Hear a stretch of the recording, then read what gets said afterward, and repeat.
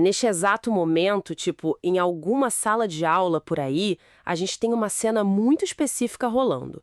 De um lado, um adolescente de uns 14 anos, com o celular meio escondido debaixo da carteira, usando um aplicativo de inteligência artificial para gerar um roteiro de programação super complexo em segundos.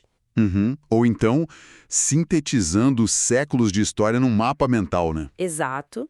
E lá na frente da sala, a pessoa que deveria estar guiando o aprendizado desse aluno está clicando num slide estático, sabe? Aquela apresentação criada lá em 2018, tentando manter a atenção de uma turma que já está operando numa frequência cognitiva completamente diferente. Pois é, o descompasso é brutal.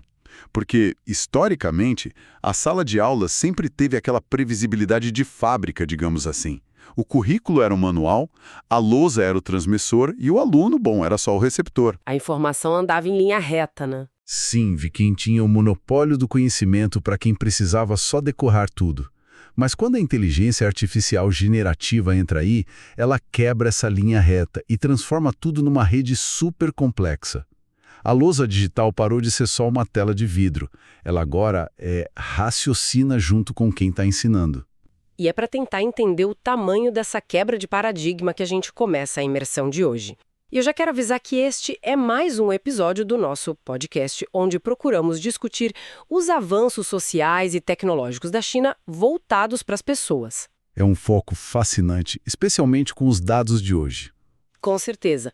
O material base que vamos desconstruir é um artigo muito revelador do China Daily, do dia 13 de maio de 2026. Ele detalha um relatório que acabou de sair na Conferência Mundial de Educação Digital, lá em Hangzhou. E olha, eu fiquei muito impressionado com a importância desse relatório. Não é só pelo tema, mas pelo tamanho absurdo da pesquisa.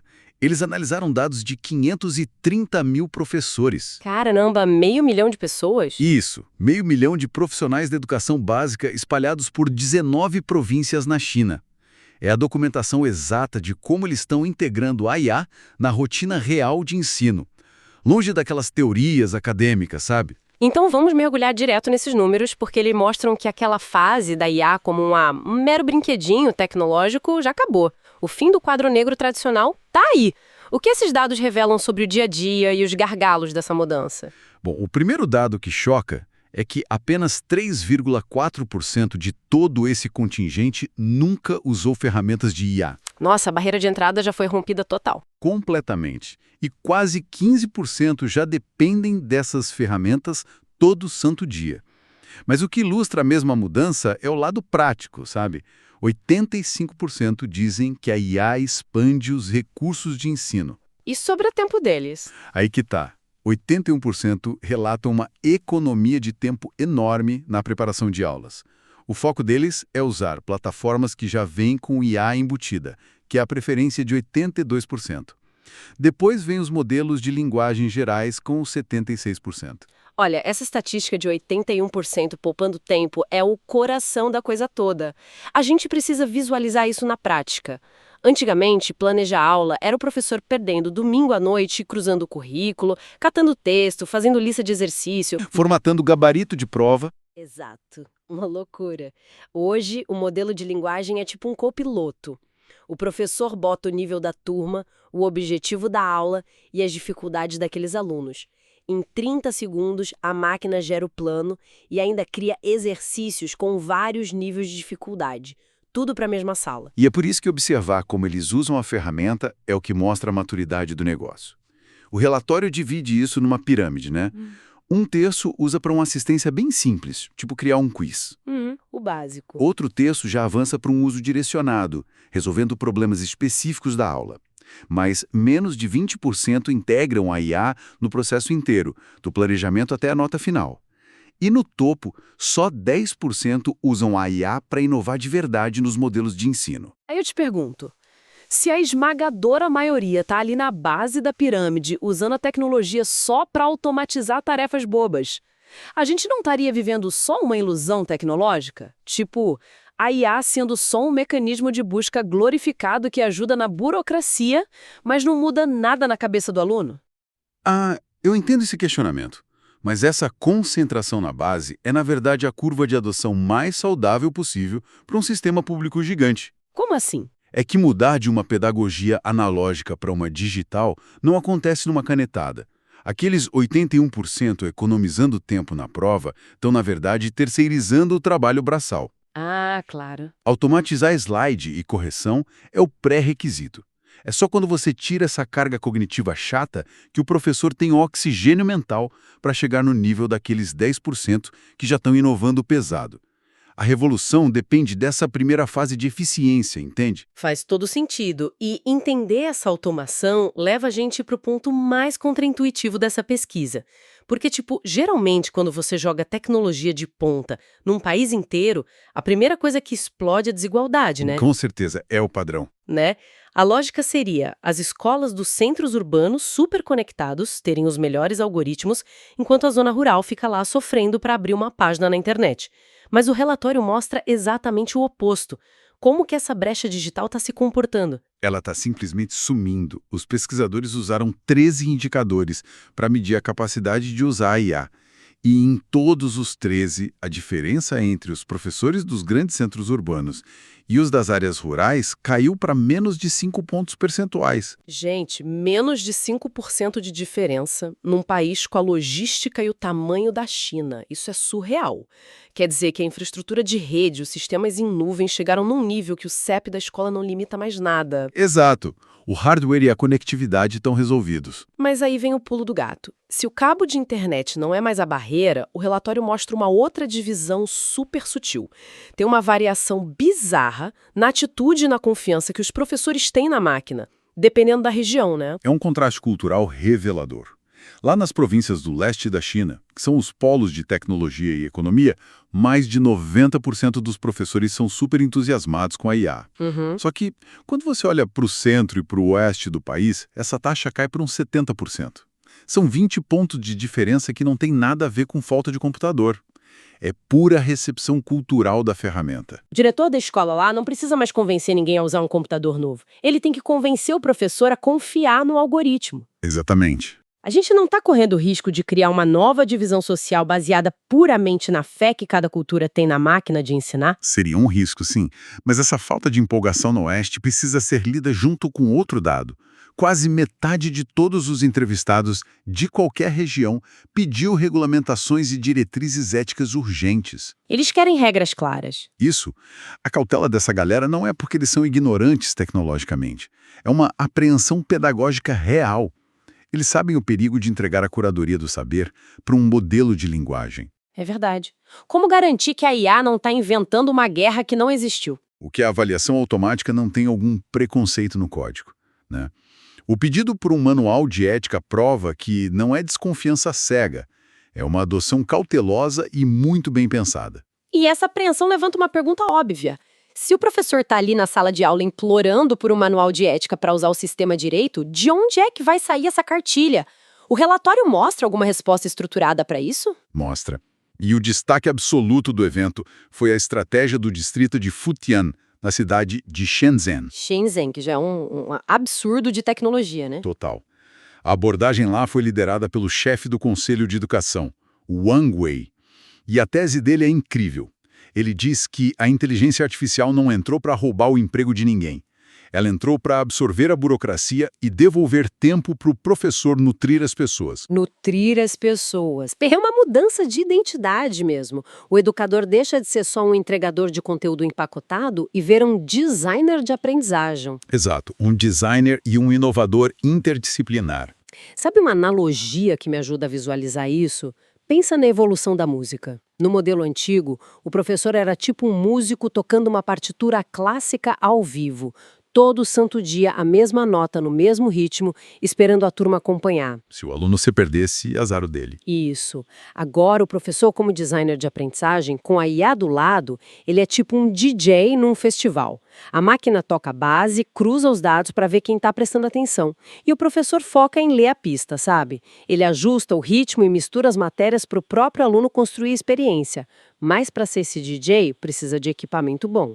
O que Futia entregou para eles. Eles construíram a infraestrutura todinha para isso acontecer em escala. Não ficaram só no discurso teórico, não. Eles desenvolveram kits de ferramentas de IA customizados para 19 disciplinas. Caramba! e fizeram mais de 80 workshops focados na prática. O resultado? Mais de 1.100 casos práticos de aplicação documentados. E o mais genial é que eles não trancaram isso no distrito. Eles jogaram os 1.170 casos na plataforma nacional. Então uma solução bolada lá em Shenzhen está sendo usada em outras províncias? Exato. Educadores de 20 regiões diferentes já estão usando. É tipo uma biblioteca pedagógica gigante e de código aberto. Imagina isso na prática. Numa aula de biologia, o professor não gasta mais 40 minutos desenhando um ecossistema no quadro com giz. Ele abre o kit da ferramenta, a IA simula o ecossistema na tela e os alunos ficam mudando variáveis. Sim, eles jogam indústrias lá dentro, mudam o clima e veem o que acontece em segundos. O professor não dita mais o fato, ele desenha o cenário para o aluno questionar a realidade. E para garantir o lado ético que o pessoal do Oeste estava pedindo... Fuchan resolveu isso também. Eles criaram um quadro de alfabetização em IA com 43 pontos de observação. É um roteiro muito claro para avaliar se o uso da máquina está mesmo criando senso crítico ou só dando resposta fácil para o aluno colar. Olha, toda essa estrutura desenhada em Fuchan soa maravilhosa. Parece um cenário sob controle. Mas, quando a gente lê os alertas do pessoal de tecnologia na conferência, bate um desespero com o tempo. A janela de adaptação é minúscula perto da lerdeza burocrática dos governos. Ah, nem me fale. O Zhao Yixin, que é um executivo sênior da gigante Huawei, tocou exatamente nessa ferida. Ele cravou o termo abismo de geração de IA. Nossa, abismo de geração é o que a gente estava desenhando na introdução, né? Isso mesmo. Os adolescentes assimilam e testam a IA no celular numa velocidade absurda e a escola tenta treinar o professor a passos de tartaruga. Se a gente não consertar esse abismo, a escola vai se tornar irrelevante. E ele levou isso para a economia, né? Ele defende que o que vai definir se uma nação é competitiva nas próximas décadas não é a quantidade de petróleo ou ponte construída. É o que ele chamou de dividendo de talentos em IA. Exato. O paralelo que ele faz é com a geopolítica do século XX. Os países cresceram por causa do dividendo demográfico, que era ter muita gente jovem entrando no mercado de trabalho. Braços para trabalhar. Isso. No século XXI, a vantagem não é a quantidade de mãos, é a fluência com que a população interage com os algoritmos, para resolver problemas novos. E para isso funcionar, a intervenção tem que começar na base, nos professores. E é aí que eu acho que a gente precisa fazer uma pausa e ser bem crítico. O relatório conta que a Huawei, que é uma corporação trilionária que ganha dinheiro vendendo servidor e nuvem, não está só fornecendo cabo para o governo. Eles entraram de cabeça no treinamento de professores. Sim, eles fecharam uma parceria gigantesca com a Universidade Normal de Zhejiang para treinar o professor antes mesmo dele se formar. Pois é, e para quem acompanha os bastidores de tecnologia e educação, isso dá um frio na barriga. Ter uma Big Tech ditando a regra da sala de aula não traz o risco da gente transformar a escola, que devia ser um lugar de pensamento livre, numa linha de montagem corporativa para treinar futuro funcionário? É um medo super legítimo. A fronteira entre ajudar a educação e criar consumidor para sua tecnologia é bem fina. Mas a gente tem que ver o outro lado também. A entrada da Huawei mostra uma falha mecânica do sistema acadêmico tradicional. Falha no tempo de reação. Exatamente. Pensa numa universidade. Para eles aprovarem uma grade nova e treinarem todo mundo, leva uns 3 ou 4 anos. Na indústria de IA, uma ferramenta nova surge e destrói a versão antiga a cada 6 meses. A universidade não tem condições físicas de acompanhar. Entendi. Então essa parceria com o setor privado empresta a infraestrutura para comprimir em horas o que levaria anos. É uma tentativa desesperada de igualar a velocidade da escola com a da inovação. O antídoto para não virarmos todos reféns da corporação está justamente no peso que a gente dá para o humano. O próprio Zhao, o executivo da Huawei, terminou a fala dele com um ultimato assustador, mas revelador. Ele foi direto ao ponto. Ele disse, professores não serão substituídos, mas professores que não usam inteligência artificial podem ser substituídos. É de arrepiar. E ele deixa claro que a responsabilidade da educação sempre vai ser do professor. A IA dá escala e velocidade, mas o humano tem que entrar com a ética e a empatia. E essa é a premissa que sustenta tudo. Se o professor de fato ganhar tempo para focar no humano, a colaboração forçada entre o capitalismo corporativo e a universidade vai ter valido a pena. Para sintetizar essa jornada maluca de hoje, a gente viu 500 mil de educadores provando que a IA já é o novo normal nas escolas chinesas, vimos que o cabo de internet já chegou no interior, mas a desconfiança ética ainda é uma barreira lá no oeste. Acompanhamos o projeto incrível de Futian criando manuais abertos. E terminamos vendo o peso do setor privado tentando salvar o país desse abismo de geração, garantindo o dividendo de talentos. É um mapa perfeito de um sistema enorme tentando se equilibrar enquanto o chão tecnológico balança. E fica claro, né? Recusar a evolução hoje não é questão de método, é obsolescência programada da própria carreira do professor. Com certeza, e isso me traz a um último pensamento. Uma provocação para quem nos ouviu até agora. A gente passou os últimos minutos falando do esforço titânico para criar talentos fluentes em IA, guiados por professores que agora são designers de aprendizado.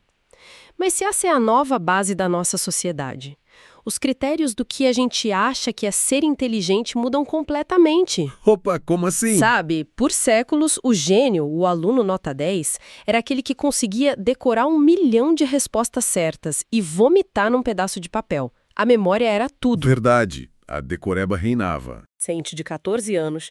Será que o sinal supremo de inteligência ainda é o volume de dado que a gente decora? Certamente não. Os dados gritam que, nessa era de humano mais máquina, o gênio não é mais o cara que tem todas as respostas na ponta da língua.